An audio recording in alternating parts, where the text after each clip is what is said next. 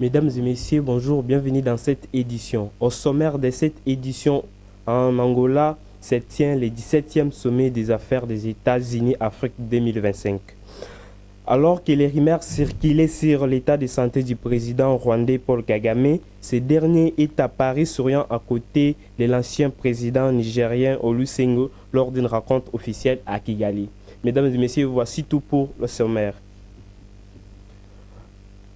Luanda, en Angola, se tient le 17e sommet des affaires États-Unis-Afrique 2025, les voies de prospérité, une vision commune du partenariat entre les États-Unis et l'Afrique. C'est le thème retenu au cours de ces assises. Le président de la République, Félix-Antoine Tshisekedi Tshilombo, a pris part aux activités de ces travaux. Plus de détails avec Moukenyela Balekelaï Georgine.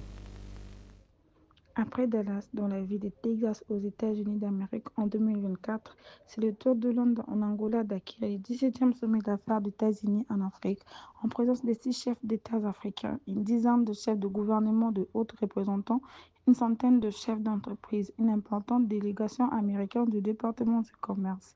Le président de la République d'Angola et le président en exercice de l'Union africaine, João Lourenço, a ouvert ce lundi les travaux. Dans son allocution d'ouverture lors du sommet, il représente les nombreux avantages qu'offrirait un partenariat économique entre les États-Unis et l'Amérique. Toutefois, a-t-il déclaré, nous avons besoin d'un partenariat qui préserve nos souverainetés, de ne rien jamais appliquer la colonisation du pays en Afrique. Les États-Unis doivent avoir une vision différente du partenariat économique avec l'Afrique, a conclu le président angolais. Il convient de noter qu'une marge de ces assises internationales de Luanda, le président de la République Félix-Antoine Tshisekedi Tshilombo a eu un entretien en tête-à-tête avec son homologue João Lourenço. Il a aussi accordé plusieurs audiences avec le monde des affaires. Alors que les rumeurs circulaient sur l'état de santé du président rwandais Paul Kagame, ce dernier est apparu souriant aux côtés de l'ancien président nigérien Olusegun Obasanjo lors d'une rencontre officielle à Kigali ce 24 juin 2025. Les détails avec Kiilu Manunga Élysée.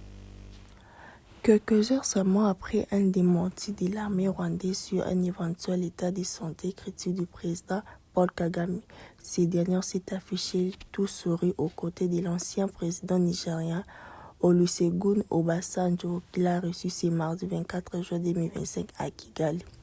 D'après la présidence rwandaise, les deux personnalités ont eu un large échange de vues portant entre autres sur la situation régionale ainsi que diverses questions clés d'importance continentale et mondiale.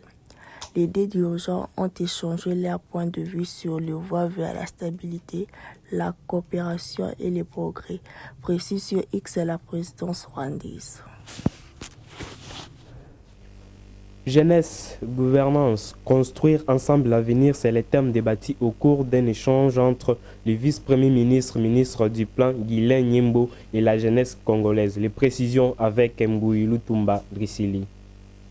Connue dans tous les coins de la capitale, la jeunesse congolaise vient d'être sensibilisée et mobilisée autour des politiques publiques, fortes sur le plan national, stratégique de développement PNSD et les programmes de développement local 145, territoire PDL 145T. C'est autour d'un échange entre les décideurs publics, les acteurs du développement et la jeunesse. C'est vice-premier ministre, ministre du Plan, Guylain Nyembo, qui a précédé cette rencontre pour renforcer les passerelles entre la jeunesse et les institutions publiques, à l'heure où les défis liés à la planification et à l'entrepreneuriat local et la participation citoyenne exigeant des réponses inclusives.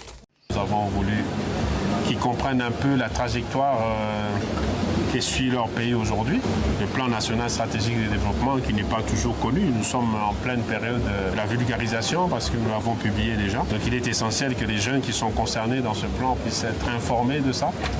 Et voilà, de savoir comment est-ce qu'ils peuvent s'y prendre. Nous savons que les jeunes qui veulent accompagner le chef de l'État dans sa vision d'impulser le développement doivent connaître les instruments qui justifient l'action du gouvernement. Ils doivent avoir un moyen d'évaluer le gouvernement, les politiques qui sont mises en place.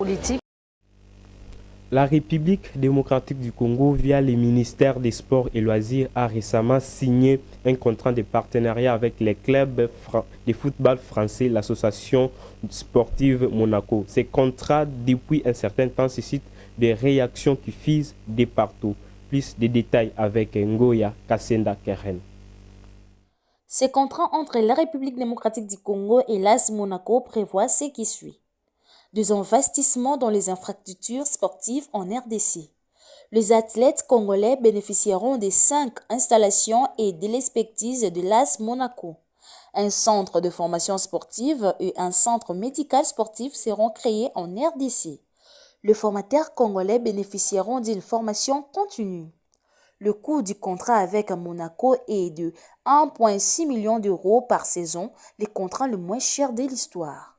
Le partenariat vise à promouvoir le football congolais et à former des jeunes footballeurs.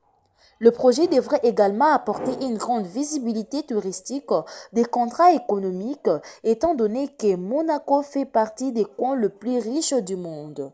Tous ces éléments font partie des principaux avantages de ces contrats que la République démocratique du Congo a signés avec le club de football l'AS Monaco. Rappel des titres. En Angola se tient le 17e sommet des affaires États-Unis-Afrique 2025. Le président Paul Kagame était à Paris encore après avoir eu des rumeurs qui critiquaient sur son état de santé et l'association sportive Monaco a signé l'accord avec la République démocratique du Congo. Mesdames et messieurs, nous voici à la fin de cette édition. Nous vous disons merci de nous avoir suivis. Nous vous disons à très bientôt.